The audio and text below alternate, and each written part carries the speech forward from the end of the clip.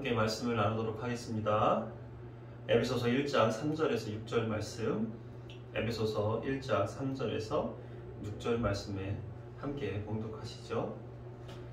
찬송하리로다 하나님 곧 우리 주 예수 그리스도의 아버지께서 그리스도 안에서 하늘에 속한 모든 신령한 복을 우리에게 주시되 곧 창세전에 그리스도 안에서 우리를 택하사 우리로 사랑 안에서 그 앞에 거룩하고 흠이 없게 하시려고 그 기쁘신 뜻대로 우리를 예정하사 예수 그리스도로 말미암아 자기의 아들들이 되게 하셨으니 이는 그가 사랑하시는 자 안에서 우리에게 거저 주시는 바 그의 은혜의 영광을 찬송하게 하려는 것이라.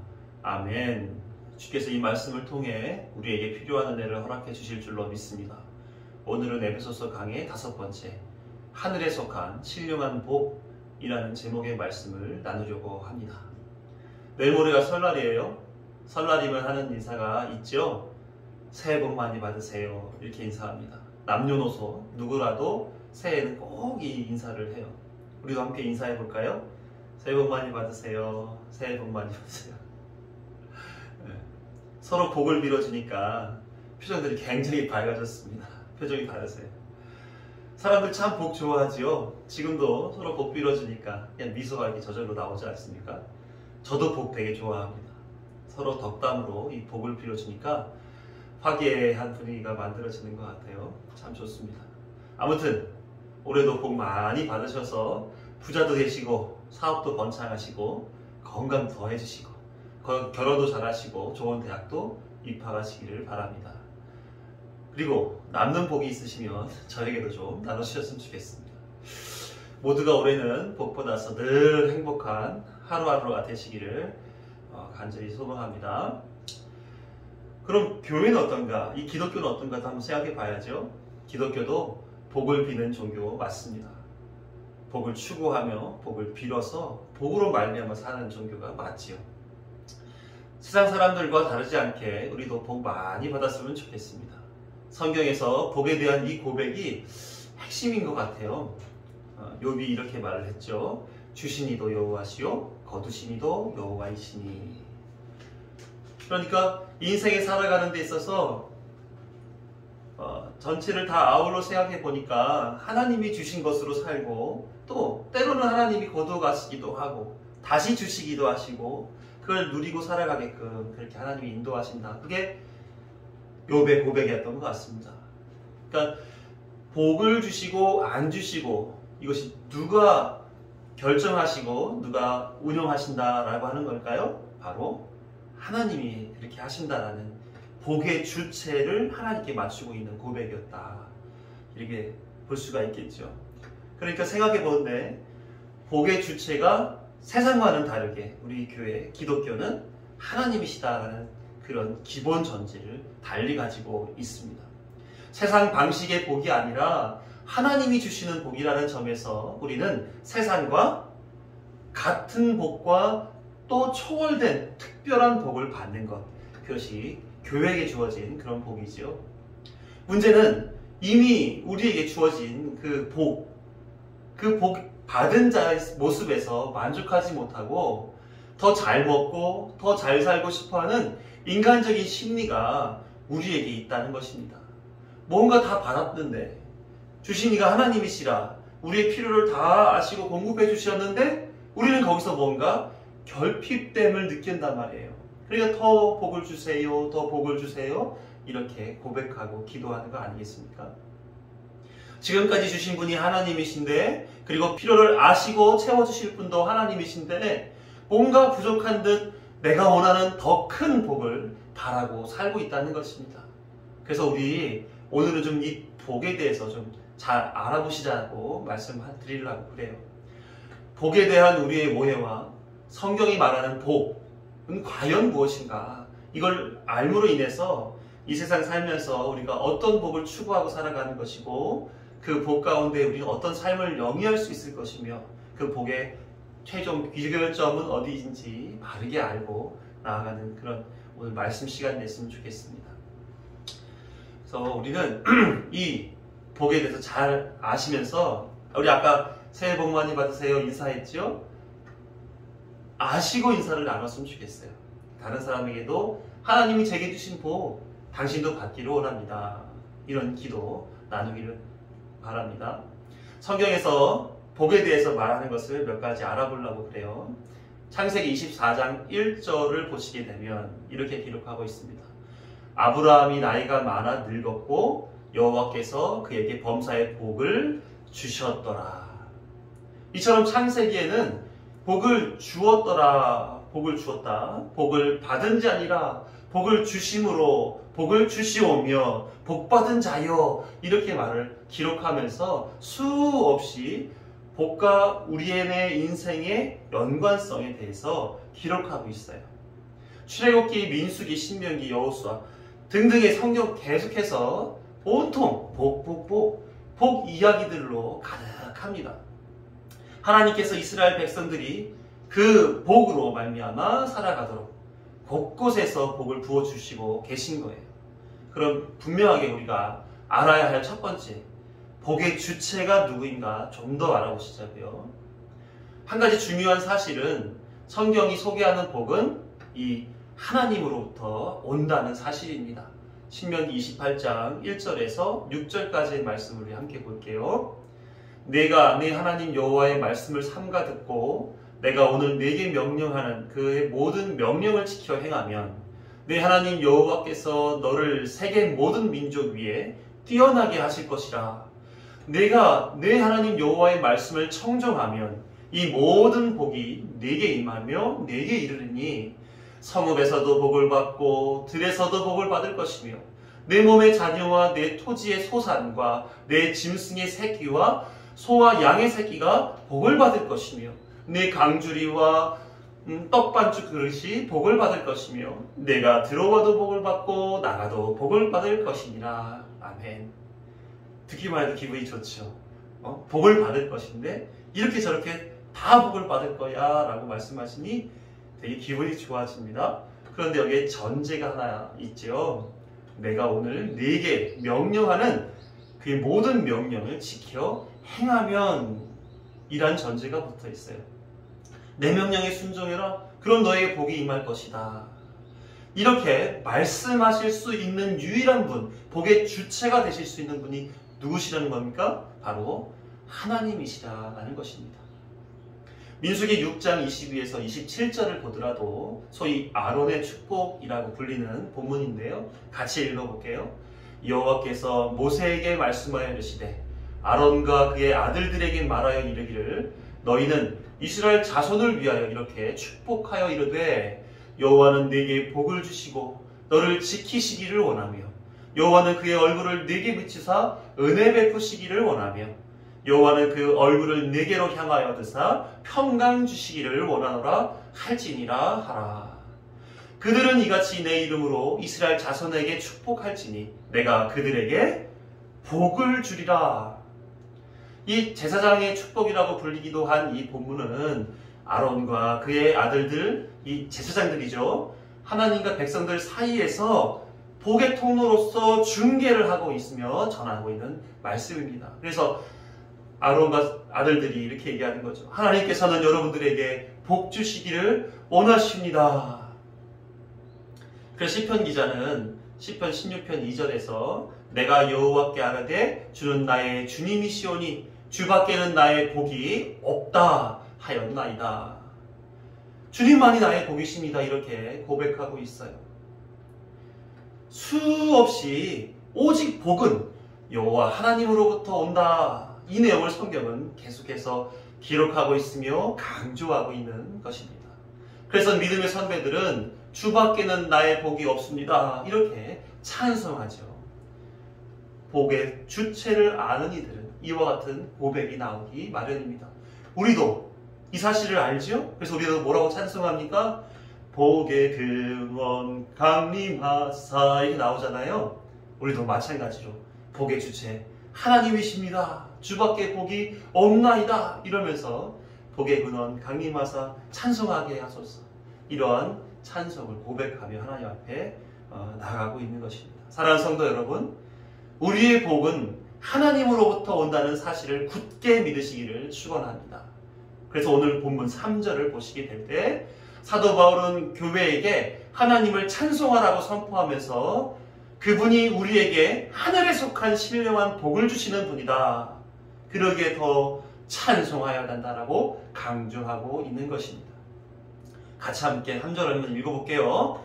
찬송하리로다 하나님 곧 우리 주 예수 그리스도의 아버지께서 그리스도 안에서 하늘에 속한 모든 신령한 복을 우리에게 주시되, 그래서 하늘의 복은 그 복을 얻기 원하는 사람의 마음 그 이전에 하나님께서 택하시고 예정하셔서 먼저 거저 주셨다라고 하는 그 원리, 곧 하나님께서 주체가 되어서 우리도 알지 못하는 그런 시기에 이미 복을 공급해 주셨다라고 하는 그 주체성, 복의 원리, 이것을 가르쳐 주고 있는 그런 내용인 것입니다. 세상의 원리는 이것과 다르죠. 세상은 어떤 원리를 가지고 있습니까? 인과 일 원리를 가지고 있어요. 뿌린 대로 거둔다. 세상은 스스로 복을 만들어서 누가 바랄 때 그래 너가 나한테 복을 빌었어? 그럼 줄게. 이런 식으로 이러지 않습니다. 세상은 단지 시간이요, 장소요, 물질뿐이라 스스로 복을 만들고 스스로 복을 공급하고 스스로 복의 주체가 될 수 없는 존재들인 것입니다. 그러니까 복을 줄 수가 없는 그런 세상의 원리 속에서 사람들은 복을 빌고 있어요. 안타까운 거죠. 사람들이 이 비는 복을 통해서 그들은 뭐 하는 겁니까? 단순히 자신이 가지고 있는 그 바람을 막연히 어떤 비는 행위로 종교적인 모양 속에서 빌어가는 것 뿐이에요. 여기서 답이 나오지 않는다는 사실을 모르고 말입니다. 저도 그렇게 막연하게 빌었던 적이 있었습니다. 제가 믿음이 없어서가 아니라 그때는 왠지 그렇게 하게 됐었던 때가 있었어요. 제가 20대 초에 가장 간절하게 바랬던 것이 하나 있었습니다. 신의 아들이 되기를 바랬습니다. 여러분들 신의 아들이 뭔지 아세요? 지금은 어떻게 부르는지 모르지만 군대에 면제받는 사람을 가리켜서 신의 아들이라고 불렀습니다. 정말 군대 가기가 너무 싫었어요. 입대 영장이 나올 때쯤에 매일매일 기도를 했습니다. 군대 안 가게 해주세요. 군대 안 가게 해주세요. 그럼 저의 바람을 따라서 영장이 안 나왔을까요? 아니죠. 때가 되니까 어김없이 나왔습니다. 나오고 나니까 더 간절해지는 거예요. 그래서 또 절박하게 막 속된 말로 빡시게 기도를 했어요. 행정 오류가 나서 입영 대상자 명단에서 제 이름이 이렇게 제외됐다는 연락을 받을 수 있게 해주세요. 제가 춘천 102보충대에 이제 입영했었는데 딱 가서 보니까 당연하게 제 이름을 부르는 거죠. 제 발음이 뭐가 되는 겁니까? 그냥 뜬구름 잡은 듯. 그냥. 그때 깨달았죠. 세상은 제 바람대로 되는 게 아니구나. 세상의 복을 빈다고 해서 세상의 복이 이루어지는 것은 아니로구나. 그때 생각을 했었죠. 하나님께 간절히 구해도 내가 원하는 대로 바꿔주시지 않는구나. 그러면서 포기를 했던 것입니다. 세상적인 원리를 가지고 빌었던 거죠. 그리고 나서 병사 입대에 그래서 10개의 계급을 하고 대위로 예편을 하게 됐습니다. 참 우습죠. 그렇게 가기 싫었던 군대 가보니까 너무 좋은 거예요. 그래서 거기서 조금 세월을 오래 했는데 아무튼 그 속에서 제가 세상을 향해 세상을 통해 하나님께 빌었던 그 내용, 세상의 원리 안에서 이루어지지 않더라는 거예요. 그냥 제가 가지고 싶고 되고 싶고 높아지고 싶고 인정받고 싶어 하니까 막연한 세상적 어떤 것들에게 세상이라고 하는 어떤 막연한 존재에게 비기는 게 그게 세상이 원하는 복이더라는 것입니다. 그러니까 이거는 복이라고 사실 말할 수는 없는 거죠. 왜? 세상의 원리는 인과율, 뿌린 대로 거두는 원리를 가지고 있기 때문에 그렇습니다. 그 바람이 그가 원하는 대로 만들어주지 않습니다. 세상은 공부하면 성적이 좋아지고 성적이 좋으면 진학하는 데 유리하고 좋은 대학 나와 실력 갖추면 취업하기도 좋습니다. 좋은 조건을 가지고 있으면 원하는 배우자 만나 결혼할 수 있고 이와 같은 원리 아래서 노력하면 만큼 거두어 드리는 것이 세상의 원리 인과일인 것입니다. 우리 그리스도인들이 비는 복은 이 실체가 없는 세상에 어떤 존재에게 비는 그런 복과 완전히 다르다는 것을 우리는 느낄 수 있습니다. 우리는 어떤 복을 빌죠? 누구에게 빌죠? 분명한 대상이신 하나님께 빕니다. 세상의 원리는 누구한테 빕니까? 그냥 막연한 존재에게 비는 거예요. 복의 근원이 되신 하나님께 이미 받은 복에 대하여 찬송하며 바라는 복, 그 실체 있는 복을 비는 것이 우리의 복인 것입니다. 누가복음 12장 29에서 30절 그리고 31절을 따로 보겠습니다. 같이 읽어보죠. 너희는 무엇을 먹을까 무엇을 마실까 하여 구하지 말며 근심하지도 말라. 이 모든 것은 세상 백성들이 구하는 것이라 너희 아버지께서는 이런 것이 너희에게 있어야 할 줄을 아시느니라. 이미 아시는 하나님께서 필요한 모든 것을 공급해 주신다. 다만 이미 복받은 너희가 구할 것은 31절에 기록되어 있죠. 다시 같이 읽어봐요. 다만 너희는 그의 나라를 구하라. 그리하면 이런 것들을 너희에게 더 하시리라. 이렇게 말씀하십니다. 사람들이 이렇게 자기가 원하는 것을 구하는 것, 그거는 세상의 원리 속에서 구하죠. 막연한 거고 뿌린 대로 거두게 되어 있으므로 안 될 때가 대부분 많습니다. 또 안 될 것을 그냥 바라면서 구할 때가 많죠. 그러나 우리 기독교의 하나님, 또 우리 아버지 되시는 하나님은 우리가 마실 거, 먹을 거, 입을 거 이미 다 아시는 거예요. 먼저 주신 거예요. 그리고 그걸 다 줬으니 너희는 그의 나라와 그의 의를 구하면 이 모든 것은 이미 다 주어져 있다. 창세전부터 이미 다 공급해 놓으시고 우리는 그것을 알고 감사합니다 라고 하면서 하나님 영광 받아옵소서, 하나님 나라 충만하게 임하여 주시옵소서 이렇게 구하면 된다는 것이죠. 그러면 사람들이 왜 그렇게 세상의 복을 쫓아 빌까요? 성도님들도 왜 세상의 복을 따라 빌까요? 안타까운 말씀으로 우리 34절 한번 읽어보겠습니다. 너희 보물 있는 곳에는 너희 마음도 있으리라. 구하는 것을 보면 너희 마음이 어디에 있는지 알 수 있다는 말씀이에요. 세상 복에 마음이 있으면 세상 복을 구할 것이고 하늘의 복에 마음이 있으면 하늘의 복을 구할 것이다. 이렇게 얘기하고 있는 것이죠. 사랑하는 성도 여러분, 여러분의 복은 어디에 있습니까? 하늘입니까? 세상입니까? 그런 복의 지점이 분명하셔야 되는 거예요. 우리가 신앙생활을 하면서 하늘의 복을 추구한다 하는데 이 땅에서 먹고 사는 문제에 대하여 늘 고민하고 하나님 앞에 주세요 구하는 것은 하나님이 원하시는 바가 아니라는 사실입니다. 이미 우리에게 입을 거, 먹을 거, 마실 거, 우리의 모든 생애에 대한 책임을 하나님이 지시고 예정해 놓으신 것들을 하나하나 그때그때마다 풀어주셔서 살도록 만들어 주신단 말이에요. 그걸 알고 우리는 찬송하면 되는 겁니다. 이것이 불확실하고 이것이 믿어지지 아니한다 라고 생각하는 사람들은 또 구하는 거죠. 계속해서 하나님 오늘 먹을 쌀 주세요. 내일 사용해야 할 돈 주세요. 몸이 아프니까 몸 낫게 해주세요. 늘 그렇게 인간적인 그 연약함들을 하나님 앞에 구하면서 이미 하나님께서 공급하셨다라고 하는 그 사실을 망각하고 내 필요를 구하는 그런 일들이 얼마나 많은지 모릅니다. 세상 사람들과 동일한 것을 구하는 우리가 아니어야 된다는 사실을 우리 기억하셔야 돼요. 물론 아버지 하나님이 우리 아버지이신데 그것을 구하는 것이 문제인가? 라고 되물을 수 있습니다. 맞습니다.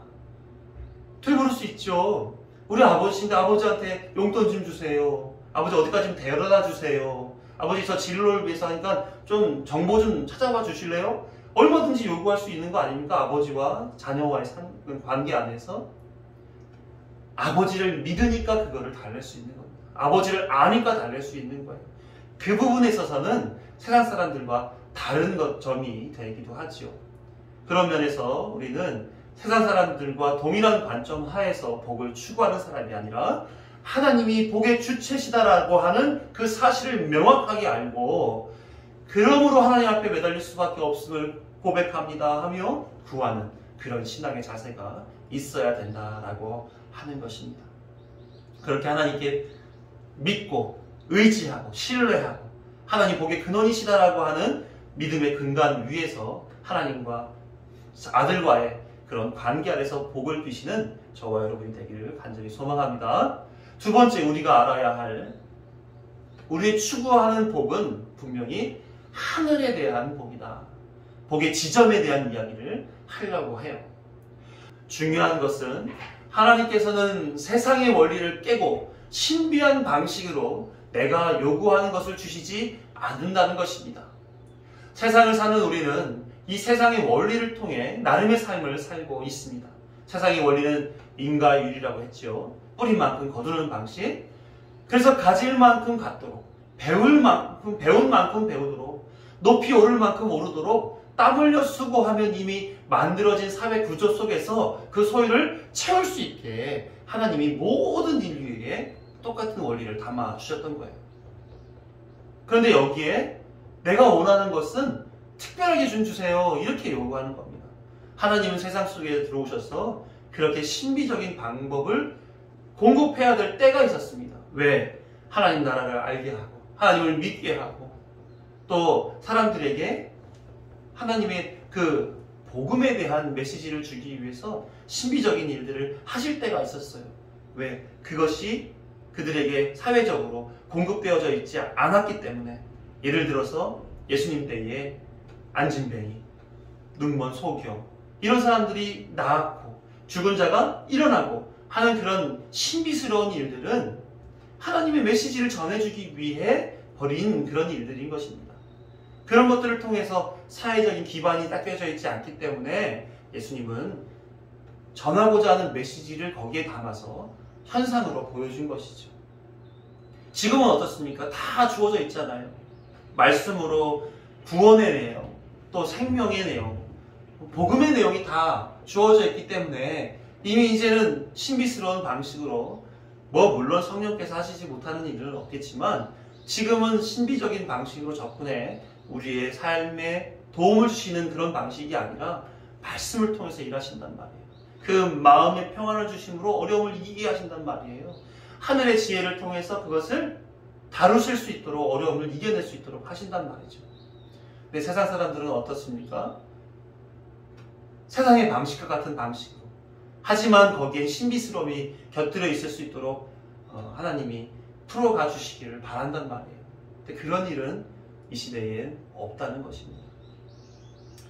자, 세상 사람들이 복을 받을 때에 어떤 복을 받습니까? 이미 만들어져 있는 사회적 틀 안에서 유리한 지점에 있었을 때 그때 복을 받습니다. 그렇죠? 예를 들어서 집값이 오르는 거 좋아하시죠? 집값 오르면 당연한 대가, 내가 수고한 만큼의 대가를 받은 거야 라고 얘기하는 것 생각하시죠? 근데 잊지 말아야 될 것은 이것입니다. 물론 내가 집을 구하기까지의 수고가 들어간 건 사실입니다. 어느 지역에 입주할 것인지, 주변 학교나 문화시설은 잘 갖추어져 있는지, 교통은 좋은지, 자금은 얼마나 준비되어 있는지, 집 알아보고 자금 마련하고 부족하면 대출도 받고 아파트도 사고 이렇게 땅도 사고 하시잖아요. 수고하신 거 아는 건 아닙니다. 맞습니다. 그런데 내 수고를 봐서 집값이 오릅니까? 그렇진 않아요.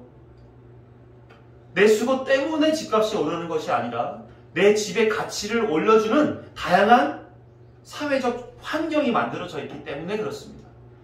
사회적 환경들의 가치가 상승하니까 내가 거주하고 있는, 내가 소유하고 있는 그 주택, 그 땅의 값이 올라가는 거예요. 아파트가 있었을 때 주변의 환경을 보고 아파트를 사고, 땅을 미리 매입할 때도 주변 개발될 계획들을 보고 그 땅을 삽니다. 그러면 그 주변에 개발될 계획을 통해서 그 땅값이 오르고 주변의 환경 때문에 아파트 값이 오르는 거죠. 그래서 그렇게 두루두루 보고 투자하지 않습니까? 내 단순한 수고와 노력을 통해서 만들어진 그 가치 상승이 아니라는 거예요. 우리의 수고는 단지 이 세상에서 나 자신을 세우는 그 역할에 준해 있습니다. 그러면 내가 나를 세워놓으면 사회가 그것을 활용하는 거죠. 그러면서 자연스럽게 내 가치가 높아져요. 인정이 높아져요. 인정과 높임과 재물과 인기 이런 것들로 내 가치가 높아집니다. 그러면서 사람도 따라오고 돈도 따라오고 다양한 것들이 따라오게 되어 있는 거죠. 세상에서 성공하려면 세상의 요구를 따르면 되는 거예요. 내가 나의 가치를 높여놓고 다른 사회에 속해서 거기서 활용되어졌을 때 그 요구를 따라주면 그럼 자연스럽게 올라가는 것입니다. 집값도 그렇고 내 자신도 그렇고. 그게 세상의 원리죠. 그럼 성경의 원리는 어떠한가? 성경은 두 가지의 법, 두 가지의 성경적인 복의 원리를 가르쳐 줍니다. 구약에서의 복의 원리, 신약에서의 복의 원리. 먼저 구약의 복의 원리를 보시면 다분히 현세적이고 물질적인 부분이 있습니다. 창세기 17장 16절을 보게 되면 내가 그에게 복을 주어 그가 내게 아들을 낳아주게 하며 내가 그에게 복을 주어 그를 여러 민족의 어머니가 되게 하리니 민족의 여러 왕이 그에게서 나리라. 창세기 24장 35절 여호와께서 나의 주인에게 크게 복을 주시어 창성하게 하시되 소와 양과 은금과 종들과 낙타와 나귀를 그에게 주셨고 신명기 6장 24절부터 보면 여호와께서 우리에게 이 모든 규례를 지키라 명령하셨으니 이는 우리가 우리 하나님 여호와를 경외하여 항상 복을 누리게 하기 위하심이며. 그러니까 구약 성경에 나와 있는 복의 내용을 보게 되면 자손을 많이 낳는 것, 또 재물을 많이 쌓는 것, 그리고 그렇게 붙어있어 하나님의 명령과 규례를 따랐을 때 그 복을 계속 누릴 수 있다, 이렇게 가르쳐 주시는 것 같아요. 그렇게 사는 것이 자연스러운 것처럼 봅니다. 근데 총체적으로 보시면 이런 거예요. 창세기 1장 28절에서 나온 것처럼 하나님이 그들에게 복을 주시며 하나님이 그들에게 이르시되 생육하고 번성하여 땅에 충만하라, 땅을 정복하라, 바다의 물고기와 하늘의 새와 땅에 움직이는 모든 생물을 다스리라 하시니라. 이 모든 피조 세계 속에서 하나님이 어떤 원리를 담아주신 거예요? 먼저 복을 주시며, 이렇게 복을 주시고 나서 생육, 번성, 충만, 정복, 통치를 할 수 있도록 허락해 주신 거예요. 그러니까 이 피조세계 속에서 우리가 살아가고 있는데 우리는 생육, 번성, 충만, 정복, 통치는 복을 받았으므로 나타나지는 현상인 거죠. 복은 복이고 거기에 남아있는 그 내용들, 생육하는 내용, 번성하는 내용, 충만하게 되는 내용, 정복하고 통치하는 그 내용들이 다 바로 복의 내용들이라는 거죠. 그러니까 이미 복을 받았으므로 가능하게 된 것입니다. 다시 말해 복이시며 복의 주체이시며 복의 근원 되시는 하나님께서 함께 하시기 때문에 그 내용들이 가능하게 됐다라고 하는 거죠. 사람이 이 땅에 살면서 생육하고 번성하고 이렇게 되어지는 모든 일들은 이미 복을 받았기 때문에 그렇게 가능하게 된 것입니다. 구약 성경은 그걸 말해주고 있는 거예요. 이미 하나님이 너와 함께한다. 그러므로 너가 그렇게 살아갈 수가 있다. 어머니가 자식들을 사랑합니다. 어머니를 생각하면 우리 어머니 사랑 그 자체지. 그럼 어머니의 사랑이 어떤 식으로 보여지는 거예요? 존재로 보여지는 겁니다. 그냥 자식을 먹이고 입히고 가르치고 동행해 줌으로써 나는 그 사랑을 어머니로부터 받았고 그 사랑을 통해서 나는 삶을 살아갔으니까 그 행위의 대가로 난 어머니를 사랑이라고 생각해야지, 이게 아니라는 겁니다. 어머니 존재가 사랑인 거고 그 존재로부터 나와지는 다양한 활동들이 나에게 그 사랑이라고 하는 것으로 다가오게 된 것이죠.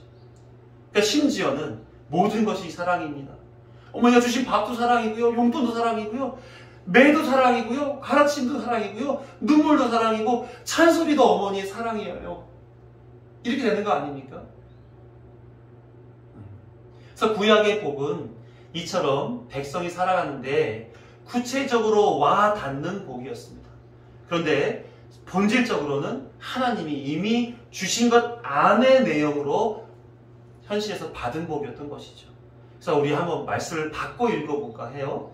여기서 나와 있는, 본문에 나와 있는 복을 하나님이 함께 하신다라는 의미에서 함께로 바꿔 읽어보도록 할게요. 창세기 17장 16절 말씀. 내가 그에게 함께하여 그가 내게 아들을 낳아주게 하며 내가 그에게 함께하여 그를 여러 민족의 어머니가 되게 하리니 민족의 여러 왕이 그에게서 나리라. 그 말씀이 그 말씀이죠. 복이 하나님과 함께 하신다. 그런데 하나님이 주시는 복이라면 그것으로 완전한 결과가 있어야죠. 행복하고 영원하고 즐겁고 사망이 없는 완전한 결과. 구약은 거기까지는 나와 있지 않아요. 현실적인 것으로 복을 설명하고 있습니다. 설명하고 있는 거예요. 아직 복의 실체가 두드러지게 드러나지 않습니다. 하지만 나중에 복의 실체인 그 진짜 복을 만나게 될 거야 라고 미리 설명하는 수준에 있다는 거예요. 그래서 구약은 복이 무엇인지를 설명하는 그 내용을 담고 있습니다. 그리고 나서는 신약에 와서 그 답을 주고 있는 거예요. 설명된 복의 실체가 신약에 등장하게 되는 것이죠. 그래서 많은 신학자들이 이렇게 얘기합니다. 구약은 예정이요, 예표요, 모형이다. 신약은 그것에 대한 실체다. 그럼 신약에서 복을 어떻게 설명하는지 한번 보도록 하겠습니다. 오늘 본문의 3에서 5절 다시 한번 읽어볼게요. 찬송하리로다 하나님 곧 우리 주 예수 그리스도의 아버지께서 그리스도 안에서 하늘에 속한 모든 신령한 복을 우리에게 주시되 곧 창세전에 그리스도 안에서 우리를 택하사 우리로 사랑 안에서 그 앞에 거룩하고 흠이 없게 하시려고 그 기쁘신 뜻대로 우리를 예정하사 예수 그리스도로 말미암아 자기의 아들들이 되게 하셨으니. 신약에서 특히 오늘 본문에서 사도 바울은 복이 무엇인가? 하나님의 아들들이 되는 것이다. 이렇게 소개하고 있는 거예요. 아들은 구약에서 설명된 것, 하나님이 함께 하시는 복을 누리는 것 같은 존재인 거예요. 성부 하나님께서는 예정하시고 성자 예수 그리스도는 연합하여 주시고 성령께서는 보증을 잇는 그 복을 누구에게 주셨다? 아들들에게 줬다. 그래서 탕자의 비유를 보시게 되면 작은 아들은 아버지의 것을 가지고 떠나버렸습니다. 그래서 허랑방탕한 생활을 보냈죠. 그러나 아버지는 한결같은 거예요. 아들이 언제나 돌아올까? 노심초사 멀리 언덕을 바라보고 있습니다. 다시 돌아온 아들을 보게 됐어요. 맨발로 뛰어나갑니다. 그리고 그 남루한 모습, 더러운 손, 더러운 얼굴에 입을 맞추고 그 더러운 손가락에 가락지를 끼워줍니다. 그가 그동안 받지 못했던 사랑을 이 잔치를 보여주는 것에서 확인하듯이 다 쏟아주고 있는 거예요. 그게 아들을 향한 아버지의 모습인 것입니다. 하나님이 그 아들 되게 하신다는 거예요. 죄로 말미암아 사망 가운데 놓였던 우리가 하나님께로 돌아온다면 하나님은 맨발로 뛰어나오셔서 우리의 손가락에 가락지를 끼워주시고 더러운 얼굴에 입술을 맞춰주시고 그리고 옷을 싹 새 것으로 갈아입혀 주시며 하늘에 있는 잔치, 천국 잔치를 벌여주신다는 거예요. 이제 돌아온 아들과는 결코 떨어지지 않으시다 하는 의지를 보여주신 비유라고 보여집니다. 우리는 이 사실을 직접 경험할 수 없다고 느끼기 때문에 이 다분히 영적인 복이다 이렇게 생각하기 마련이에요.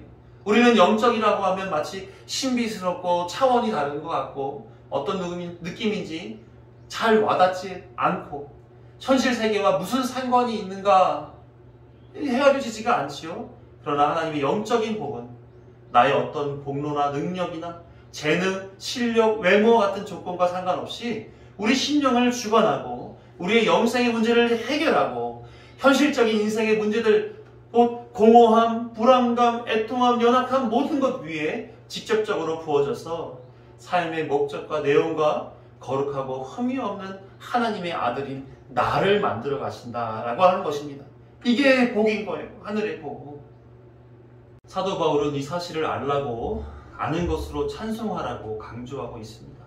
사랑하는 성도 여러분, 우리가 신앙생활하는 것은 이미 복을 받았고 지금도 복 가운데 있고 앞으로도 계속해서 복 아래에 있을 것이기 때문입니다. 구약에서 시편 1편 1절에서 3절을 보게 되면 복 있는 사람에 대한 이야기가 나오죠. 같이 읽어볼게요.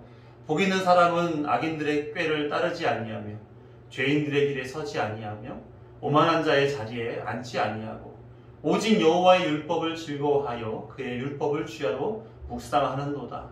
그는 시냇가에 심은 나무가 철을 따라 열매를 맺으며 그 잎사귀가 마르지 아니함 같으니 그가 하는 모든 일이 다 형통하리로다. 구약 백성들은 율법이 복의 길인 줄 알고 목숨을 걸고 율법을 지켰습니다. 율법 지키고 사는 것이 즐거웠겠어요? 그럼에도 불구하고 그 길이 복 있는 사람의 길이니 율법의 가르침 속에서 의인의 지혜와 악인의 꾀를 구별하며 살았던 것입니다. 그러면 열매 맺고 형통하고 현세적이고 물질적인 것으로 그 복을 누릴 수 있다고 생각했던 거죠. 그러나 신약시대에는 마태복음 5장에서 7장에 산상수훈이 나오잖아요. 거기에는 하나님의 백성들에게 전해준 복 받은 백성의 삶의 원리가 담겨 있다고 봅니다. 그 중에 5장에 기록된 소위 팔복이라고 하는 알려진 말씀, 그 속에서 우리는 원리를 찾을 수 있어요. 몇 구절을 보도록 할까요? 3에서 5절.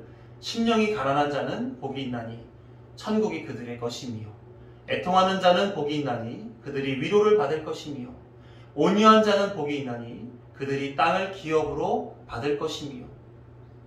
한글 성경은 심령이 가난하거나 애통하거나 온유하면 자격이 돼서 복을 얻을 수 있다 이렇게 얘기하는 것처럼 조건처럼 얘기하지만 실제로는 복받은 사람은 이런 상태가 된다라는 것을 설명하는 거예요. 그래서 복 있는 사람은 있잖아, 심령이 가난한 사람들이야. 하늘나라가 그들에게 주어질 것이고, 복 있는 사람 있잖아, 애통하는 사람이야. 그들에게 위로가 있을 거야. 복 있는 사람은 어떤 사람인지 알아? 온유한 사람들이야. 그들에게는 땅을 기업으로 하나님이 주신대. 이 복 있는 자에 대한 설명을 하시는 거죠. 그래서 팔복의 내용을 보게 되면 복 있는 자의 현실이 거기에 담겨져 있습니다. 천국을 소유한 자로, 위로를 얻을 자로, 땅을 기업으로 얻을 자로, 온유한 자로 살게끔 되어 있는 거예요. 동시에 그 상태가 복받은 자로서 하나님의 복으로 완성이 된다는 것을 미리 보여주고 있는 거죠. 아, 내가 지금 천국을 살아요. 그러면 나중에 당연히 천국이 나에게 주어질 거라는 것을 알 수 있죠. 지금 현재 하나님의 말씀으로 인하여 위로를 받아요. 그러면 이 땅에서의 위로 받는 것으로 끝날까요? 천국을 소유하게 됨으로써 위로는 더 증폭이 되게 되는 거죠. 땅을 기업으로 받아요. 이 땅에서도 나름의 내 안전한 자리에 있게 되죠. 그런데 그것이 뭘 설명하는 거예요? 내가 훗날에 하나님의 나라에 거할 처소가 있다는 것을 설명하는 거예요. 그래서 복받은 자의 본질적인 상태를 설명하는 겁니다. 그럼 여러 사람을 말할까요? 팔복이니까 8종류의 사람들을 말하는 걸까요? 아니요. 천국을 소유한 아들들 한 사람들이 다 그렇게 된다는 거예요. 그 한 사람, 그 한 사람, 그 한 사람. 여러분들이 그렇다는 거예요. 말씀을 정리하겠습니다. 기독교는 복을 비는 종교 맞습니다. 하지만 세상의 복과 같은 방식과 내용으로 복을 비는 것이 아니죠. 기독교의 복은 이미 받았다.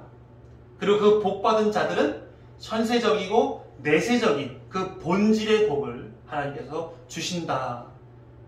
그래서 복 있는 자들은 그 자체를 알게 해달라고, 살게 해달라고, 누리게 해달라고 비는 종교가 바로 기독교라는 것입니다.